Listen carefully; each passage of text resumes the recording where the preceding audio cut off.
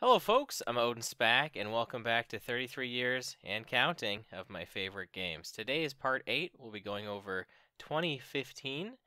So now I guess technically 2016 was before Switch era, but 2015 is like kind of late Wii U era. I'm kind of counting everything by the Nintendo console, but whatever. Let's just go into the honorable mentions right away here. A couple Metroidvania honorable mentions. First off, Axiom Verge. This game it was like Metroid Light. Like it definitely tried to copy that kind of atmosphere, or at least imitate it. Um, but like I think it played pretty well. I enjoyed the like insane amount of weapons that are in the game, which was pretty cool. The plot was very wacky, but it ended up coming together in the end. The music was like hit and miss. Like it was good atmospheric, but not like not in the same way Metroid is. It's an indie game. It shows, but it's not bad by any means. I really did enjoy it. I am clamoring to play the sequel. I just haven't gotten around to it yet, but really did enjoy Axiom Verge. Other Metroidvania on here is Ori and the Blind Forest. This game is beautiful. This one just graphically will stand the test of time. It will always look nice. This one was a little more of a laid back Metroidvania in that it wasn't very difficult. It wasn't too bad to collect everything. It was easy to get 100% in it. And also, it was very forgiving. Like there are definitely points where it's like, oh, you got to retry, you got to do it again. So you'll die a lot, but it's not like it's like, oh goodness, I died and I got to do this part again. Like it's really not that bad with it. Musically, I can't remember anything really standing out too well. Some of like the escape sequences that are in the game are pretty nice, but it's a really, like I said, it's a really pretty game. And another sequel that I want to get around to, Will o' the Wisps, which I actually do own. I don't own Axiom Verge 2, but I do own Will o' the Wisps. I also streamed this one, Blind Forest, so I'll probably end up streaming Will o' the Wisps when I get around to it.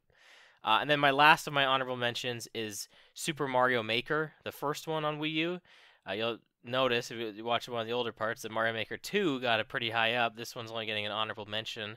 Um, this one, like I already kind of elaborated on Mario Maker 2, but the impact of there being a game where you could make your own Mario levels officially without having to use like lunar magic or something like that was really cool.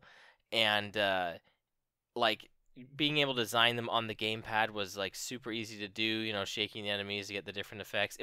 This game was fun, like getting to know how everything works, and like that was like the neat charm of it. Whereas Mario Maker 2 was like, okay, we know how everything works. Like we're gonna just give you all these tools and you can do whatever. And that's why I think I like that one more. It's just like it kind of just gave you everything up front. This one you had to like unlock the parts bit by bit, which again was nice to the learning process. But there was parts where I was just like, okay, I just want to get everything now. But it was fun making levels as I was unlocking stuff. And then I think I got to a point where I just started placing a whole bunch of blocks. There was like ways to unlock everything right away. But it was a really fun experience. This one I think was played a lot more by my friends as far as sharing levels and whatnot. And the amiibo costumes were really cool. Very weird exclusion from Mario Maker 2. Not really sure why they did that.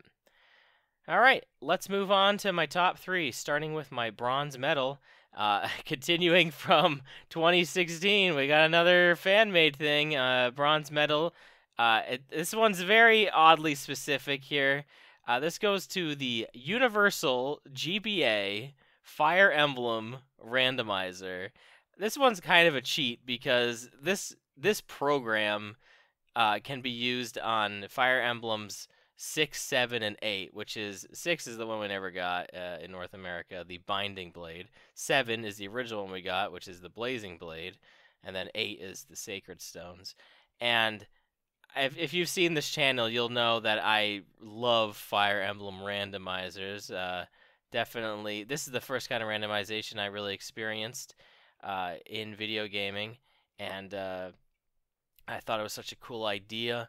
I always loved like the thing I didn't like about Fire Emblem is how like all the characters were so static. I wish you could like recruit your own characters. And randomizer basically did that for me. It changed up the classes for the characters in the game, so like you have a different party like every time you play it, which I think is really fun. Um, Now I did a let's play of 7, the Eubens randomizer, and then I was doing one of Sacred Stones. Not as familiar with that one, and I've tried it twice and haven't succeeded on both of them. But this program paved the way to Yoon, which is what I use now. It's a little more robust, does more of what I wanted to do. But I have to give props to this because this is what got me into randomizers, and it's what like made me like really fall in love with the handheld Fire Emblem games. I think I think it wasn't very long after I played FE7 that for my first time, that I experienced the randomizer for it, and I had to see what it was about. So, um, I would love to do it again. It's a lot of fun. So there's my bronze medal. You should play Fire Emblem on GBA, by the way. My silver medal goes to Yoshi's Woolly World. Now this playthrough, now that I'm thinking about it, I didn't realize it actually. This is 2015. Sorry, I was saying 2016. I played this for the first time in 2016 as a co-op project on the Amiibros channel with my brother, and it was an interesting time to say the least because there are some things that are clearly not designed for co-op, especially if you're trying to get 100%. But I really enjoyed this game. This actually might be my favorite in the Yoshi's Island series. And that includes the original SNES one, which I think is like a gold standard for a lot of people. It's probably one of the best platformers out there, but I think I just have the slight edge towards Woolly World. Um, I don't know. It's just something about it. Maybe it's the sound design because the music is just amazing. Maybe it's the look and how cute it is with all like the yarn Yoshis and costumes and stuff. Maybe the extra levels were just not as frustrating as the original SNES levels. I don't know. It just felt more compelling to get 100% in this than it did the original game. And maybe it was the co-op and having the experience with my brother. I'm sure that's probably part of it too. I haven't gone back and played it since, but I really did enjoy my time playing it, and there are some really good music tracks in this game. So definitely check out Yoshi's Woolly World if you haven't. It's also on the 3DS, the Yoshi and Poochie Woolly World. So yeah, check it out. And then my gold medal for 2015 is Undertale. This is an indie game made by Toby Fox. It came out of nowhere, very inspired by Earthbound, but that's where the comparisons end. Really, there's clear inspiration with it, but it's nothing quite like that game. But I think that was the initial hook that got me into it. Man, okay, if I keep talking about music on this series because music is like one of my favorite games or favorite things in gaming.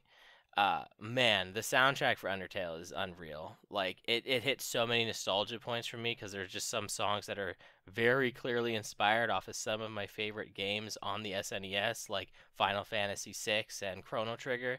So there's some very definite beats right there. Um, there's an unused song that's like Mega Man X inspired on the soundtrack. Uh, it the music's amazing, and it's the one thing that you'll take away from the game. Um, and beyond that, it's one of those games where you'll play through it, and then that's kind of it. Like you might go back to it, um, but it's definitely kind of one of those one and done. Experience the story, experience the gameplay, how it is. Gameplay is not super deep. It's but it's more of like a puzzle.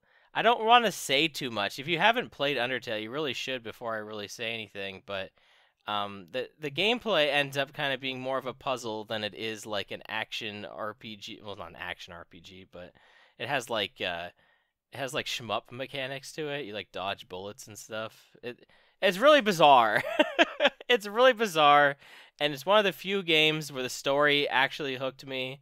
It at first it wasn't really gravitating towards me. I knew a little bit about how it worked, but not entirely.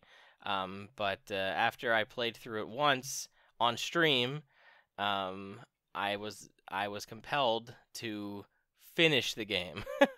So, uh, I beat it, but then I had to complete it. So that was done off stream. I'm kind of glad that I did, because I remember going back and reading some of the chat because I wasn't reading the chat when I was streaming it, and some people were getting pretty uh, frustrated, we'll say. But whatever. I had a lot of fun with Undertale. It's not one that I'm really gonna go back to, because I have no desire to. I know how the game works. It's kind of one of those games, but the soundtrack will stick with me for a long time, and the story when I played it for the first time was super cool. I'm really glad I played it. All right, and there you go. There is 2015 in gaming, my favorite games. I've been OdinSpack. If you have any differing opinions or something I didn't mention because I didn't play it probably, please let me know in the comments. I would love to hear about it. I always love hearing about it. And I will see you next time for 2014. So until then, take care and goodbye.